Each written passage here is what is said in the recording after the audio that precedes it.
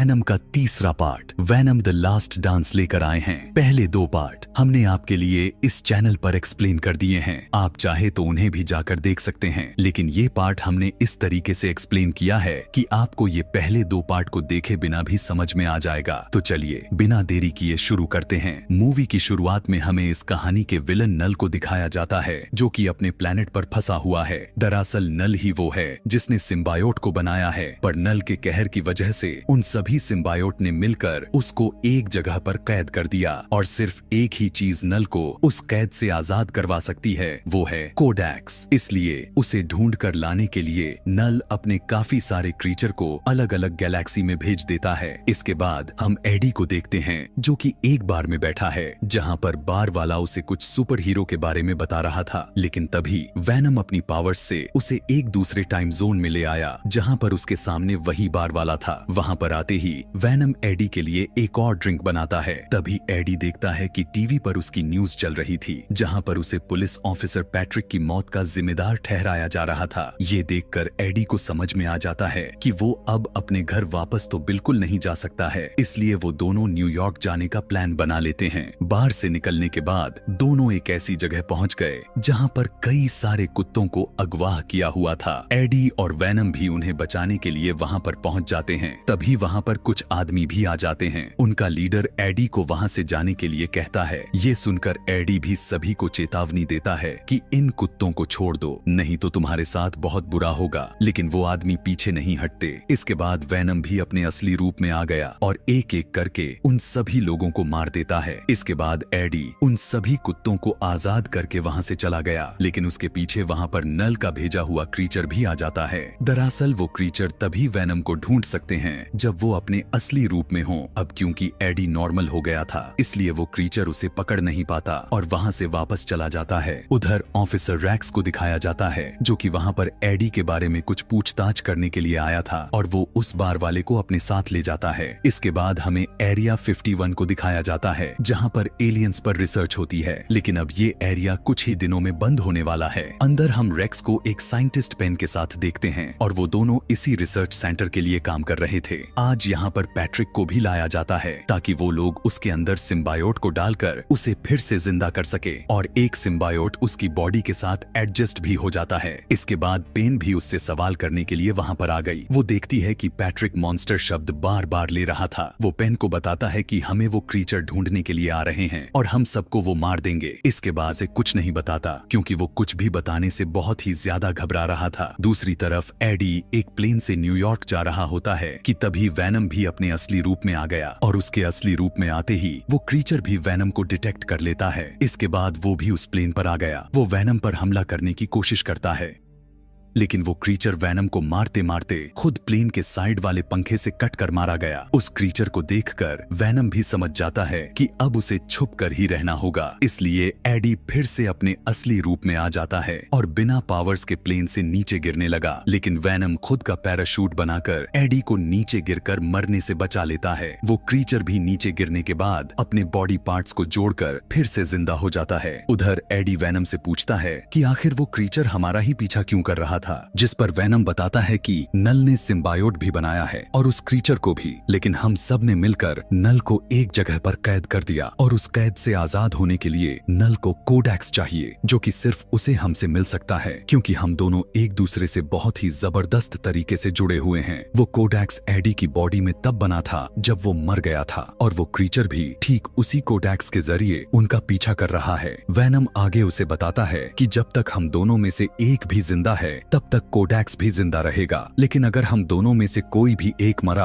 तो उसके साथ ही कोडेक्स भी खत्म हो जाएगा और नल कभी भी आजाद नहीं होगा। थोड़ा और आगे जाने के बाद एडी को एक घोड़ा दिखाई देता है। वैनम भी जल्दी से उसके अंदर चला गया ताकि वो जल्दी से आगे का रास्ता तय कर सके। उधर एरिया 51 में हम वहाँ की लैब में काफी सारे और सिम्बायोट को देखते हैं। वो भी कुछ वक्त पहले एक उल्कापिंड से इस धरती पर आए थे, लेकिन उनके आते ही रैक्स और उसकी टीम ने उन्हें नीचे गिरते ही पकड़ लिया। उधर एडी और वैनम एक नदी के पास रुक जाते हैं, जहाँ पर रैक्स भी उन्हें ट्रैक करते हुए आ गया था। ऑफिसर अपनी गन से बहुत ही जोर से आवाज करते हैं, जिस वजह से वैनम एडी से अलग हो जाता है और दोनों ही पानी में गिर गए। ऑफिसर भी उनके पीछे पीछे पानी में कूद जाते हैं। दरअसल वो सिर्फ वैनम को पकड़ना चाहते थे, इसलिए उन्होंने वैनम को एक जाल में फंसा लिया, लेकिन वो एक मछली में जाकर उनसे बच जाता है। उधर एडी भी एक झरने से नीचे गिरने ही वाला होता है कि तभी वैनम भी एडी के अंदर आकर अपने असली रूप में आ गया, जिस वजह से उस क्रीचर को भी वैनम की लोकेशन के बारे में पता चल जाता है और वो भी वहाँ पर आ गया। लेकिन उसके आते ही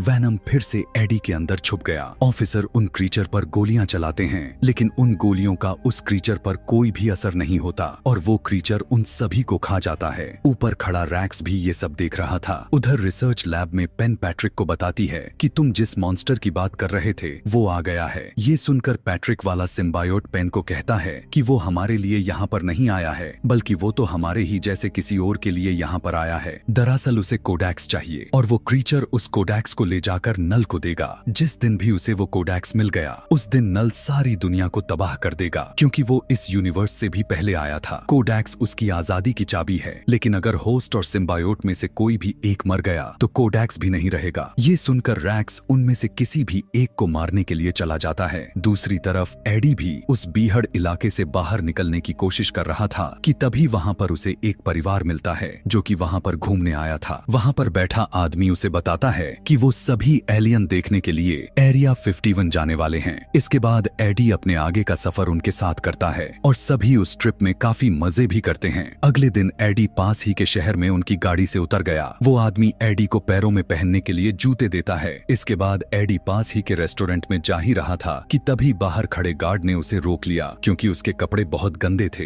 इसलिए एडी ने दूर खड़े नशेड़ी आदमी को बेहोश करके खुद उसका सूट पहन लिया और सीधा एक कसीनो में चला जाता है, जहाँ पर उसे अपनी पूरी स्टोर वाली दोस्त भी मिलती है। एडी से ज्यादा तो वैनम उसे देखकर खुश होता है, क्योंकि दोनों में काफी अच्छी बनती थी। इसके बाद वो एडी को ऊपर ले गई। वो वैनम को अपने साथ नाचने के लिए कहती है। वैनम भी उसके साथ नाचने के लिए अपने असली रूप में आ गया, ये जानते हुए भी कि वो क्रीचर यहाँ पर आ जाएगा। और वही हुआ। वो क्रीचर भी वहाँ पर थोड़ी ही देर बाद आ जाता है, लेकिन उसके वहाँ पर आते ही वैनम एडी की बॉडी के अंदर छुप गया, इसलिए वो क्रीचर उन्हें देख नहीं पाता और वहाँ से वापस चला जाता है। तभी वहाँ पर रैक्स के भेजे हुए सोल्जर भी आ जाते हैं, जिन्होंने वैनम को एडी की बॉडी के बाहर निकलते ही अपने एक कैप्सूल में डाल लिया और एडी को बेहोश करके अपने साथ एरिया 51 में ले जाते हैं। होश आने के बाद एडी देखता है कि वहाँ पर तो पैट्रिक अभी भी जिंदा था। इसके बाद पैट्रिक के अंदर वाला सिम्बायोट अपने असली रूप में आ गया। वो एडी से कहता है कि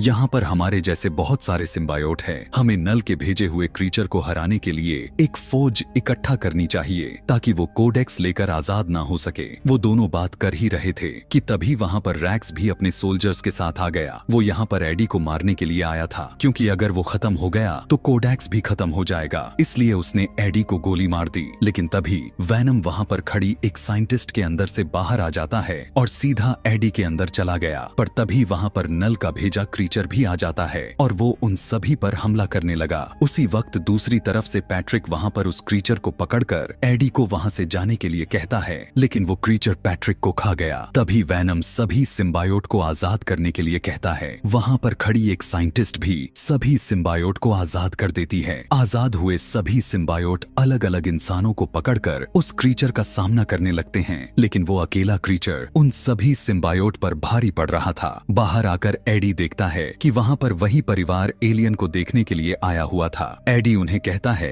कि तुम्हें यहाँ पर नहीं आना चाहिए था। उसी वक्त उनके नीचे आकर एक कार लगती है, जिस वजह से उनका टावर नीचे से टूटने लगा और सभी लोग नीचे गिरने लगते हैं। लेकिन एडी और बाकी के सिम्बायोट ने मौका देखकर सभी को नीचे गिरने से बचा लिया। उधर उनका मरा हुआ क्रीचर फिर से ठीक हो जाता है और बहुत ही अजीब तरीके की आवाज निकालने लगता है। उसकी ये आवाज डार्क वर्ल्ड तक भी नल के पास पहुंच रही थी, इसलिए वो अपने कुछ और क्रीचर को कोडेक्स लाने के लिए भेज देता है। थोड़ी ही देर बाद एडी देखता है कि वहाँ पर कुछ पोर्टल खुलते हैं, जिसके अंदर से बहुत सारे और क्रीचर भी वहाँ पर आ गए। वो सभी क्रीचर एक एक करके सिम्बायोट को खत्म करने लगते हैं। उधर पेन उस सारी फैमिली को सही सलामत अपनी वैन के पास छोड़ देती है। एडी भी अपनी बाइक से उन क्रीचर को डिस्ट्रैक्ट करने की कोशिश करता है और उसने हेलीकॉप्टर की ब्लेड से एक क्रीचर का गला काट दिया। एक दूसरी सिम्बायोट भी दूसरे क्रीचर के टेंटिकल को काटकर रैक्स को उससे आजाद करवा लेती है। अब एडी को भी उन क्रीचर ने काफी जख्मी कर दिया था। एक क्रीचर एडी को खाने ही वाला होता है कि तभी उस वैन वाले आदमी ने आकर उस क्रीचर का भेजा ही उड़ा दिया। वैनम भी घायल एडी को एक सेफ जगह पर ले जाता है। बाहर वो क्रीचर भी उन्हें ढूंढ रहे थे।